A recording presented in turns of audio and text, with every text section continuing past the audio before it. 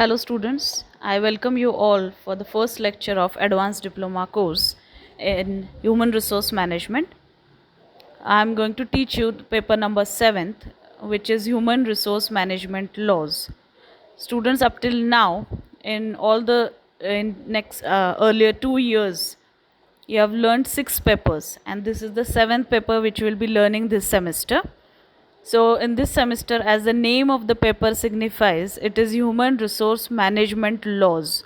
So, for a person of HR, he must be acquainted with the various laws related to HR, and therefore, this paper is being introduced for advanced diploma syllabus. So, let us start with the syllabus today. In today's lecture, we'll be discussing about what are the contents of our syllabus and which in 4 units which are the contents we have added, starting with the first unit, employment law in India and United States.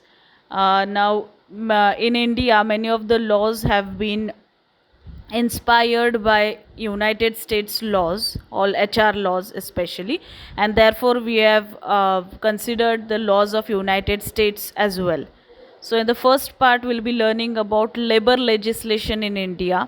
Our country is having as far as HR laws are concerned, we are having a deep impact of US laws on our laws. So therefore we are studying employment law in India and United States.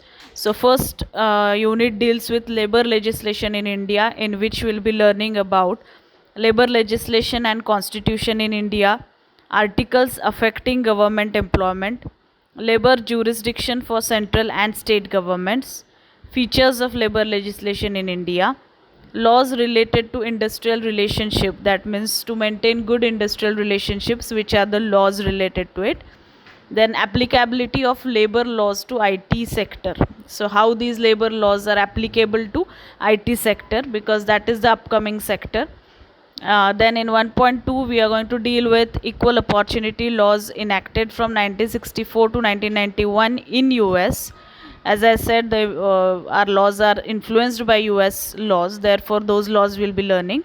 Then the laws enacted in USA from 1991 till date.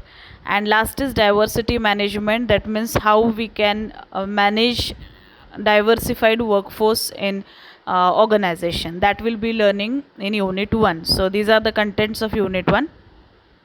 Then the second unit deals with job analysis. In that we'll be learning about the basics of job analysis. That means why job analysis is important and what are the uses of job analysis information. That means the information collected from job analysis, for what it is being used. And second part is conducting a job analysis, how to conduct job analysis. Then in 2.2 we'll be discussing about the various methods for collecting job analysis information. Those methods include interview method, questionnaire, observation, participant diary, quantitative job analysis techniques, and electronic job analysis techniques. So these are the various methods we'll be learning for collecting job analysis information. Okay, then in third unit we'll be learning about interviewing the candidates. That means how to interview the candidates, how to select the best candidate. Okay, so the whole process and various types of interviews we are going to see. Students, this is very important unit for you all, because you will be facing interviews, campus interviews or other types of interviews for your jobs, and therefore it is important for you to understand what is interviewing the candidates all about. Okay, so in that we'll be learning about structured versus unstructured interviews, interview content, how should we conduct the interview, being a HR person, how to conduct an interview, that also knowledge you must be having. Then improving performance through HRIS, web based interviews. Okay, and errors that can undermine an interview's usefulness, and how to design and conduct an effective interview. Now you will be in the HR field, so naturally you must be knowing that how to design an interview and how to conduct the interview. Okay, so what is the role of interviewer and interviewee, especially from interviewer's point of view we'll be studying all these things. Okay, then in fourth unit we'll be learning the managing human resources in small and entrepreneurial firms. So how HR practices are undertaken or how they are implemented in small business houses, that we'll be learning.